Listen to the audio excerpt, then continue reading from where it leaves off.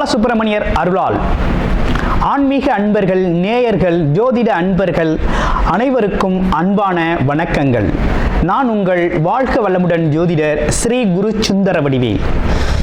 இப்போ பார்த்தீங்கன்னா 2025 நடக்க இருக்கிற தமிழ் புத்தாண்டு எப்படி இருக்குது, என்னென்ன விசேஷங்கள் இருக்குது, ஒவ்வொரு ராசிக்கும் எப்படி இருக்கும், என்ன செய்யலாம், என்ன செய்யக்கூடாது, என்ன விதமான வழிபாடுகள் செய்யணும், ஒவ்வொரு நட்சத்திரங்களுக்கும் என்ன விதமான பலன்கள் இருக்குது, இந்த ஆண்டு முழுவதும் இருக்கக்கூடிய கிரக பெயர்ச்சிகளால் ஏற்படக்கூடிய மாற்றங்கள் என்ன, வளர்ச்சி எப்படி இருக்கும், குடும்ப வாழ்க்கை எப்படி இருக்கும், சுப நிகழ்ச்சிகள் எப்படி இருக்கும், வீடு, வண்டி, வாகனம் மற்றும் அசையும் மற்றும் அசையா சொத்துக்கள் யாருக்கு அமையும், குழந்தை பாக்கியம் யாருக்கு கிடைக்கும் அப்படிங்கும் பல்வேறு விஷயங்களை பற்றி இந்த ஒரு வருடம் இருக்கக்கூடிய மொத்த பலனையும் நம்ம இந்த வீடியோ மூலமா பார்க்க இருக்கிறோம். இப்போ இந்த விசுவாவசு வருடம் தமிழ் புத்தாண்டுகளில் 60 வருடங்களில் 39வது வருடம் தான் இந்த வருடம். இந்த வருடம் இந்த ஆண்டு பிறக்குது. இந்த வருடத்தில் பிறக்கும் குழந்தைகள் தைரியமாக குழந்தைகளாகவும், எல்லோரையும் அனுசரித்து தெரியக்கூடிய குழந்தைகளாகவும், பண்புள்ள குழந்தைகளாகவும், அது மட்டும் இல்லாமல் தர்ம காரியங்கள், புண்ணிய காரியங்கள் ஈடுபடக்கூடிய குழந்தைகளாகவும் பிறப்பார்கள் அப்படிங்கிறது சித்தர் பாடல்களில் உள்ள ஒரு அமைப்பு. அது மட்டும் இல்லாமல் தன் மகனை சான்றோன் என கேட்ட தாய் அப்படிங்கிறது மாதிரி அந்த குழந்தைகள் பெற்றோருக்கு பெருமை சேர்ப்பார்கள் அப்படிங்கிற ஒரு விஷயமும் இருக்குது. இப்போ இந்த வருடத்தில் இந்த வருட பிறப்பின் அடிப்படையில் சூரியன் அப்படிங்கிற ஒரு ராஜாவாகவும் மந்திரியாகவும் இருக்கிறதுனால அரசியல் மாற்றங்கள், அதிகாரம் சார்ந்த மாற்றங்கள் அப்படிங்கிற ஒரு விஷயம் நடக்க இருக்குது. அதையும் தாண்டி மழை பொழிவு அப்படிங்கிறது ரொம்ப அதீதமாக இருக்குது. விவசாயம் செழிக்கும், தானிய உற்பத்திகள் அதிகரிக்கும். அடுத்து பார்த்தீங்கன்னா மக்கள் செழிப்பமடைவார்கள். வருமானத்தை விட செலவு கம்மியாக இருக்கும், சேமிப்பு அதிகரிக்கும், தங்கம், வெள்ளி, ஆபரணங்கள் வாங்கக்கூடிய தன்மை ஏற்படுது.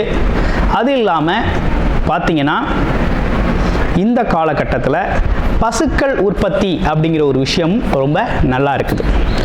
அடுத்து பார்த்தீங்கன்னா மக்கள் மீது வரி அப்படிங்கிற ஒரு விஷயம் அதிகரிக்கக்கூடிய சூழ்நிலை அப்படிங்கிறதும் இருக்குது. ஆக மொத்தத்தில் இந்த விசுவாவசு வருடம் அப்படிங்கிறது மற்ற வருடங்களை விட இந்த வருடத்தில் மக்களின் வளர்ச்சி அப்படிங்கிறது நல்லா இருக்கு. திரைப்படத்துறை ரொம்ப நல்லா இருக்கு. பெண்களுக்கான வளர்ச்சி, பெண்களுக்கான திட்டங்கள் அப்படிங்கிற ஒரு விஷயத்தை அரசாங்கங்கள் அதற்கான முக்கியத்துவம் கொடுக்க இருக்கிறாங்க. அந்த வகையில் அவங்களோட தனி முன்னேற்றம் அப்படிங்கிறது இந்த காலகட்டத்தில், இந்த வருடத்தில் ரொம்ப அதிகமாக இருக்கக்கூடிய அமைப்பு இருக்கு.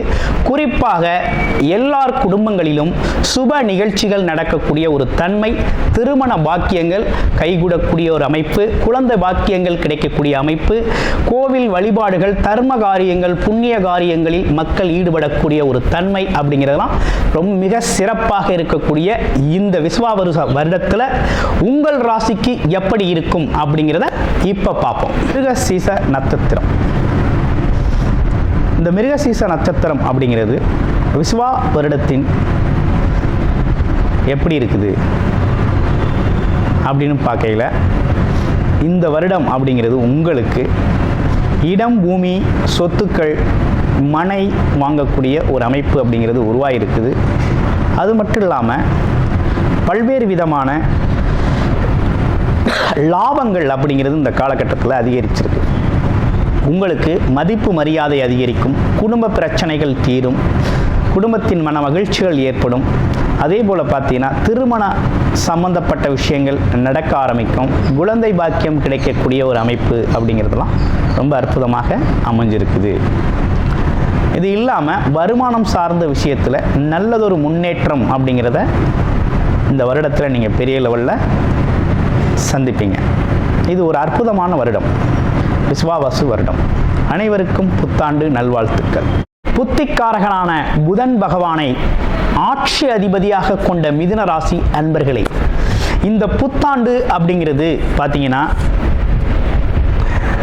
கிரக பயிற்சிகள் எப்படி இருக்குது அப்படிங்கிறத பார்க்கையில், இவ்வளவு நாளாக உங்களுடைய ராசிக்கு 12ஆம் இடம் விரயஸ்தானத்தில் இருந்த குரு பகவான் ஜென்ம குருவாக வருகின்ற மே 14ஆம் தேதி பெயர்ச்சி அடைகிறார் ஜென்ம குருவாக.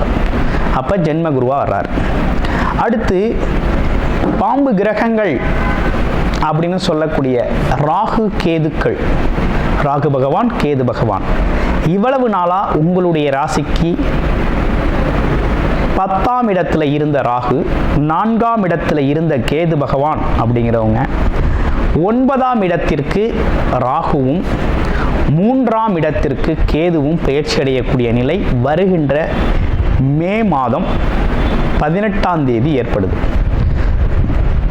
அடுத்து இவ்வருடம் முழுக்கவுமே சனி பகவான் உங்களுடைய ராசிக்கு தொழில் ஸ்தானம் சொல்லக்கூடிய 10ஆம் இடத்துல சஞ்சாரம் செய்யக்கூடிய நிலை அப்படிங்கிறது இருக்குது. இதுதான் கிரகங்கள் இருக்கக்கூடிய அமைப்பு, கோச்சார கிரகங்கள் அமைக்கக்கூடிய அமைப்பு. இப்போ உங்களுக்கு இந்த வருடம் எப்படி இருக்கும் இந்த கிரக அமைப்புகளால் அப்படின்னு பார்த்தோம்னா, படிப்புக்கு கேட்ட வேலை அப்படிங்கிறது உறுதியாக கிடைக்குது. இளைஞர்களுக்கும் படித்து முடித்தவங்களுக்கும் பார்த்தீங்கன்னா உறுதியான வேலை அப்படிங்கிறது, ஃபஸ்ட்டு வேலை உறுதித்தன்மை அப்படிங்கிறது ரொம்ப நல்லா இருக்குது, வேலை உறுதியாக கிடைக்குது. தொழில்துறையில் சின்ன சின்ன தாமதங்கள் இருந்தாலும் மிகப்பெரிய லெவலில் வெற்றி அடையக்கூடிய அமைப்பு இருக்குது. ஏன்னா சனி பகவான் அமர்வு அப்படிங்கிறது அற்புதம், வெற்றியை தரக்கூடிய வகையில் இருக்குது. அடுத்து கூட்டு தொழில்களில் இருந்து வந்த சிக்கல்கள் மாறுது, பிரச்சனைகள் தீருது, நண்பர்களோட இணக்கம் ஏற்படுது.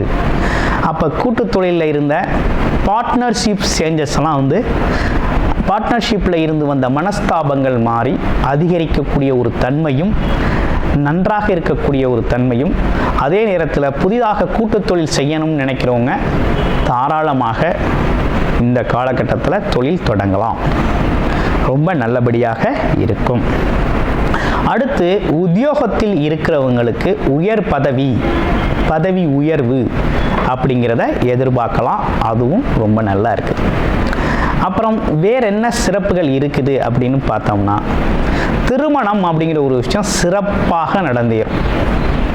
மிதுன ராசி அன்பர்களுக்கு திருமணம் பாக்கியம் அப்படிங்கிறது அருமையாக நடந்தேறும். நீண்ட நாள் தடைப்பட்ட திருமணங்கள் எல்லாம் நடக்கும். இப்படிப்பட்ட ஒரு நல்ல அமைப்பு ஏற்பட்டிருக்கு. அடுத்து குழந்தை பாக்கியம் இல்லாமல் சிரமப்பட்டவங்களுக்கெல்லாம் இறைவனின் அருளால், குரு பகவானின் பார்வை பலனால், குலதெய்வ அருளால் இயற்கையாகவே குழந்தை பாக்கியம் அப்படிங்கிறது அமையும். நீண்ட நாளுக்கு பிறகு இந்த வருடம் அந்த குழந்தை செல்வம் அப்படிங்கிறது உங்களுக்கு கிடைக்குது. அப்போ குழந்தை பாக்கிய அமைப்புகள் ரொம்ப நல்லா இருக்குது அப்படிங்கிற ஒரு அமைப்பு அப்படிங்கிறது இருக்குது. பேசிக்காகவே மிதுனராசி அன்பர்களுக்கு இந்த குடும்பத்தில் இருந்த குழப்பங்கள் தீரும். அதுலேயும் இந்த கணவன் மனைவிக்குள்ளே இடையே இருந்து வந்த பிரச்சனைகளுக்கு ஒரு தீர்வு கிடைக்கும். அன்னோனியம் அதிகரிக்கக்கூடிய ஒரு காலகட்டமாக இந்த காலகட்டம் ரொம்ப அற்புதமாக இருக்குங்க மிதுன ராசிக்கு. அடுத்து பாருங்க வேற என்ன விசேஷங்கள் இருக்குது. மாணவர்கள் அப்படிங்கிற ஒரு விஷயத்தை பார்க்கையில் கொஞ்சம் கடுமையான முயற்சி தேவைப்படுது. இந்த காலகட்டத்தில் மாணவர்களுக்கு எந்த அளவுக்கு முயற்சி எடுத்து படிக்கிறாங்களோ அந்த அளவுக்கு அவங்களோட முன்னேற்றம் அப்படிங்கிறது நல்லபடியாக இருக்கக்கூடிய ஒரு அமைப்பு அப்படிங்கிறது இருக்குது. அப்போ கிட்டத்தட்ட இவ்வருடம் முழுவதுமே உங்களுக்கு நல்ல விதமான பலன்கள் நிறைய நடக்கக்கூடிய நல்ல அமைப்பு அப்படிங்கிறது உருவாயிருக்கு. சரி, எந்தெந்த கிரகங்கள் சாதகமாக இருக்குது அப்படின்னு பார்த்தோம்னா, குரு பகவான் ராசியில் அமர்றது அப்படிங்கிறது நல்லது. என்ன காரணம் அப்படின்னா, நமக்குள்ள ஒரு குரு தன்மை அப்படிங்கிறது ஏற்படும். முதல்ல நமக்குள்ள குரு ஆற்றல் பெருகணும், நம்ம அந்த தன்மையை பெறணும். எதையும் நிதானமாக பார்க்கக்கூடிய ஒரு அமைப்பு, பொறுமையாக பார்க்கக்கூடிய அமைப்பு, அடுத்தவங்களுக்கு மதிப்பு மரியாதை கொடுக்கக்கூடிய ஒரு தன்மை. ஆமாம், ஒவ்வொருத்தரையும் எதிர்கொள்கிற ஒரு விஷயம் நிதானம். இப்படிப்பட்ட விஷயங்கள்லாம் நமக்கு வந்து சேரும். நமக்கு மதிப்பு மரியாதை அதிகரிக்கும். எந்த ஒரு இடத்துல போய் இருந்தாலும் இந்த இனிமே வரக்கூடிய காலகட்டங்களில் உங்கள்கிட்ட ஒரு வார்த்தை கேட்கணும் அப்படிங்கிற எண்ணம் மற்றவங்களுக்கு தோணும். குடும்ப உறுப்பினர்களுக்கே தோணும். அவர்கிட்ட ஒரு வார்த்தை கேட்டுக்கலாம், அவர் என்ன சொல்கிறாருன்னு பார்க்கணும் அப்படின்னு.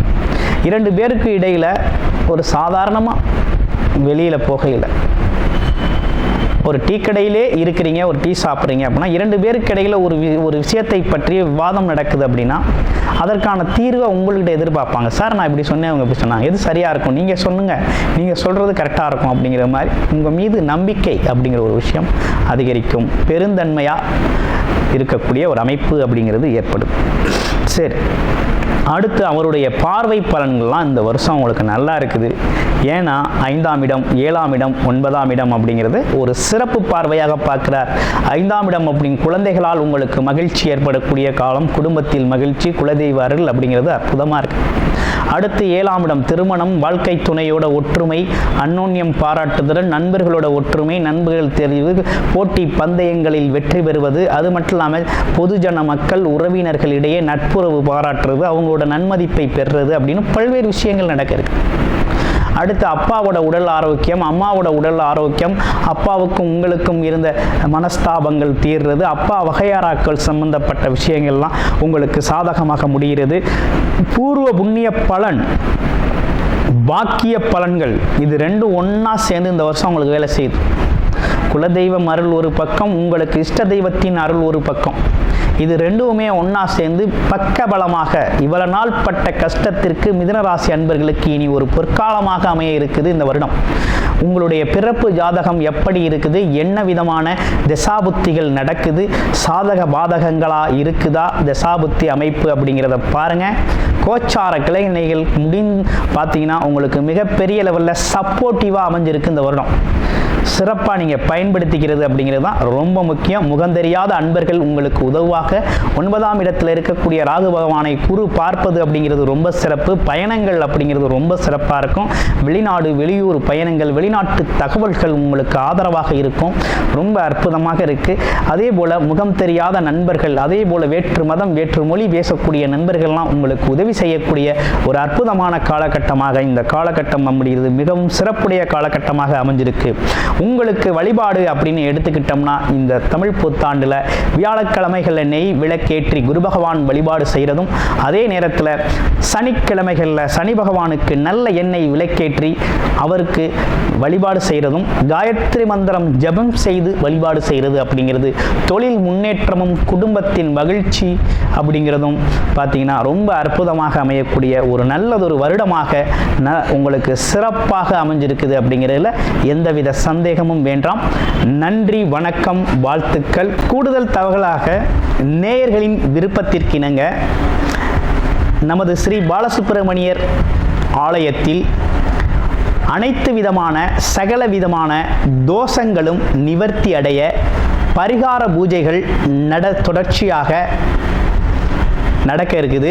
அது மட்டும் இல்லாமல் திருமண தடை, குழந்தையின்மை, தொழில் முன்னேற்றம், வேலை வாய்ப்பு கிடைத்தல், ராகு கேது தோஷங்கள் நிவர்த்தி அடைய, குலதெய்வ அருள் கிடைக்க, கடன் பிரச்சனை தீர, வாழ்வில் பணம் பொருள் செல்வாக்கு அதிகரிக்க, இப்படிப்பட்ட விஷயங்களுக்காக பல்வேறு விதமான சகல பிரச்சனைகளுக்கும் தீர்வு கிடைக்கும் வகையில் பரிகார பூஜைகள் நமது ஸ்ரீ பாலசுப்பிரமணியர் ஆலயத்தில் நேயர்களின் விருப்பத்தின் பேரில் தொடர்ச்சியாக நடக்க இருக்கு.